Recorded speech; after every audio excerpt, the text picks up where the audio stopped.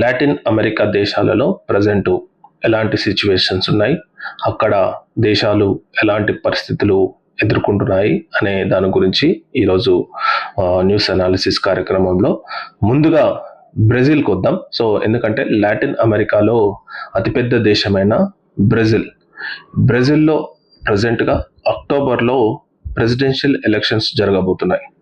ఇక్కడ రెండు పార్టీల మధ్య తీవ్రమైన పోటీ నెలకొంది. అదేంటంటే లెఫ్ట్ వింగ్ పార్టీ అని ఒకటి, రైట్ వింగ్ పార్టీ అని ఇంకొకటి.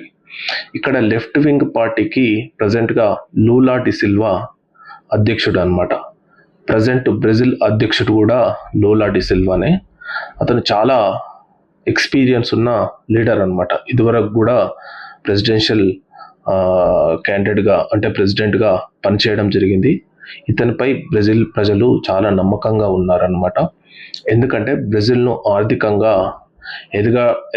ఆర్థికంగా కొంత పైకి తీసుకురావడంలో ఇతని పాత్ర చాలా కీలకమని ఇప్పటికి కూడా అతని పై నమ్మకం ఉంచి సర్వేలలో లూలా డిసిల్వాకు కొంత మొగ్గు ఉందని చెప్పడం జరుగుతుంది. ఇంకొకరు ఎవరంటే ఫ్లావియో బాల్సినారో. ఇతను రైట్ కన్జర్వేటివ్ పార్టీకి సంబంధించిన నేత అనమాట.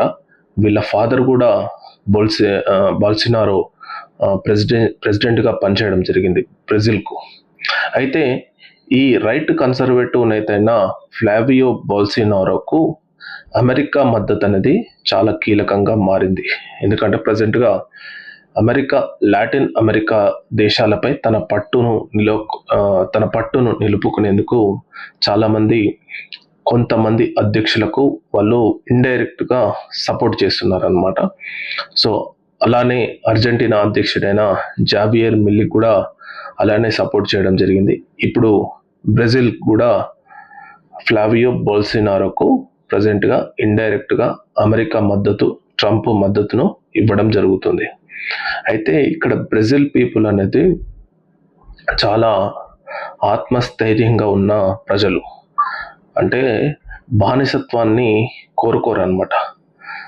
తమ సొంత కాళ్ళతో నిలబడి ఆర్థికంగా పైకి రావాలనుకునే ప్రజలు. సో అలాంటి వాళ్ళు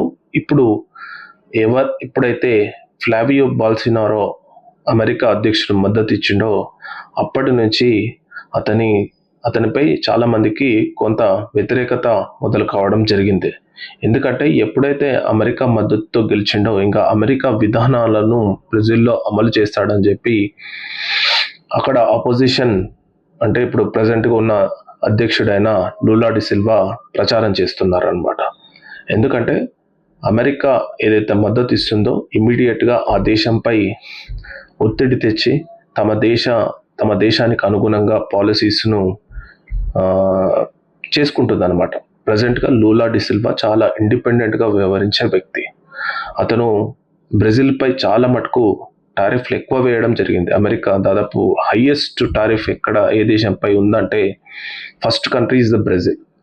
సో అంతలా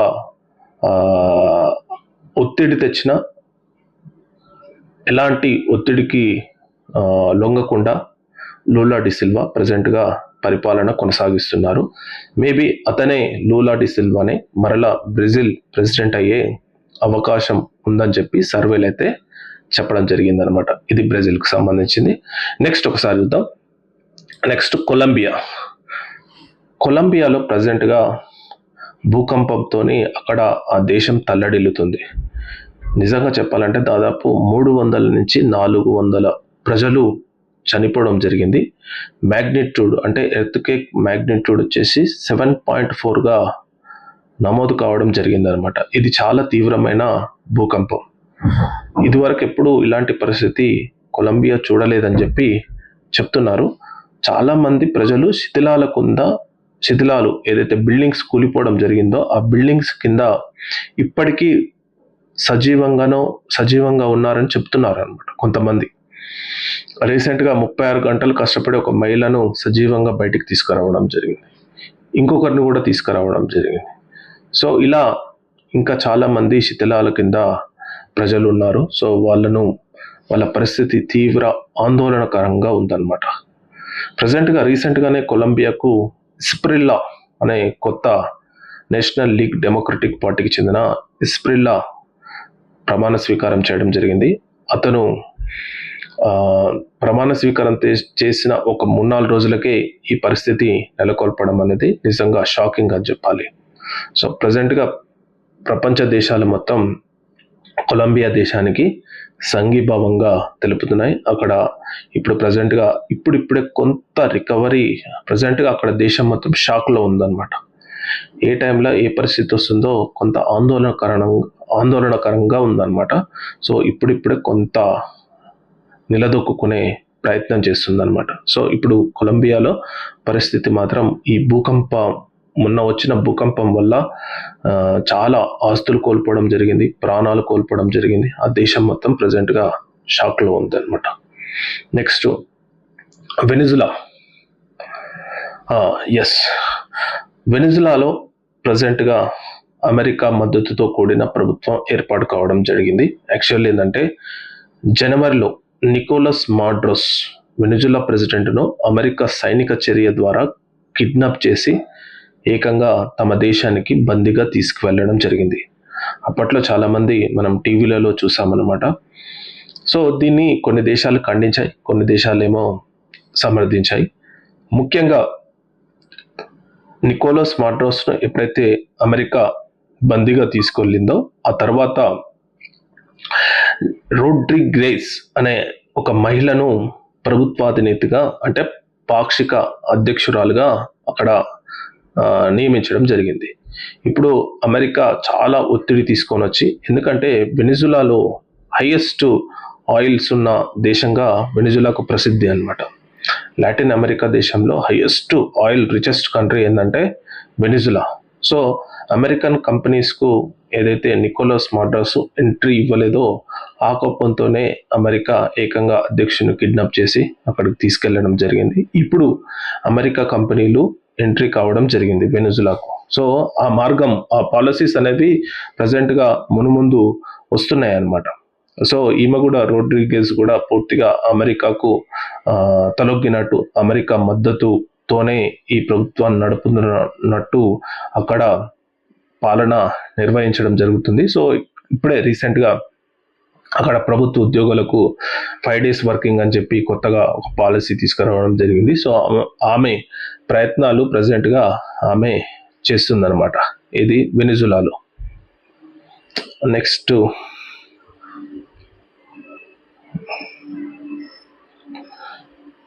అర్జెంటీనా.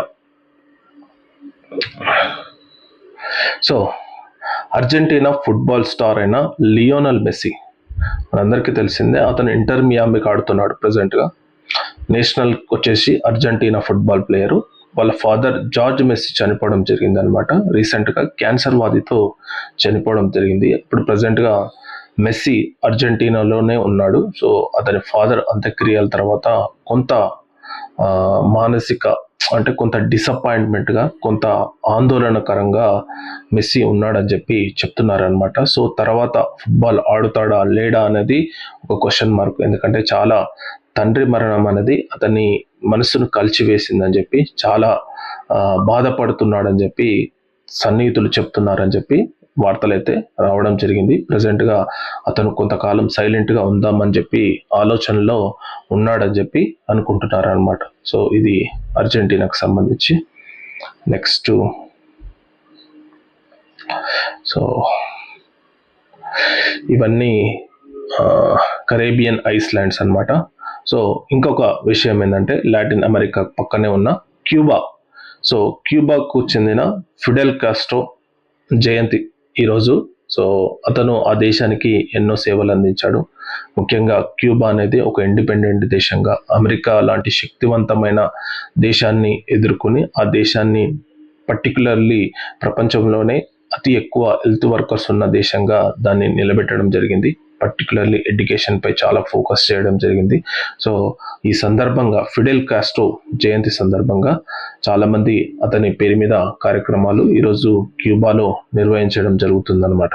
సో క్యూబా పరిస్థితి కూడా కొంత ఆందోళనకరంగా ఉంది. ఇక్కడ కరెంటు ఇష్యూస్ కానీ, అంటే ఎప్పుడైతే ఈ అమెరికా కొంత ఈ దేశాలపై పట్టు సడలించాలని చెప్పి చాలా ఇబ్బంది పెట్టడం జరుగుతుంది. సో అలాంటిది క్యూబా కొంత తట్టుకోవడం జరుగుతుంది, కానీ ఇంకా అది మితిమీరిన వల్ల ఇప్పుడు ఎందుకంటే కొంత ఫిడెల్ కాస్ట్రో అప్పుడున్నప్పుడు ఒక రకంగా ఉండేది, ప్రెసెంట్గా క్యూబా పరిస్థితి అనేది చాలా దారుణంగా ఉంది. ఇప్పుడు ప్రజెంట్ క్యూబా పరిస్థితి అనేది చాలా కొంత ఇబ్బందికరంగా ఉంది. ఏవైతే సపోర్టివ్గా ఉన్న దేశాలు కూడా యుద్ధంలో ఉండడం, పర్టికులర్లీ రష్యా చాలా సపోర్టివ్గా ఉంటుంది క్యూబాకు, చైనా ఉంటుంది. సో ఇవన్నీ కమ్యూనిస్ట్ దేశాలు కాబట్టి క్యూబాకు సపోర్ట్గా ఉండే, కానీ ప్రజెంట్గా ఆ దేశాలే యుద్ధాలలో ఉండడం వల్ల దీనికి క్యూబాకు సరైన సపోర్టింగ్ సిస్టమ్ లేకపోవడం వల్ల అక్కడ చాలా ఇబ్బంది పరిస్థితులు ప్రజెంట్గా క్యూబాలో ఉన్నాయన్నమాట. సో ఇవి మేజర్గా లాటిన్ అమెరికాకు సంబంధించిన విషయాలు అన్నమాట. Thank you.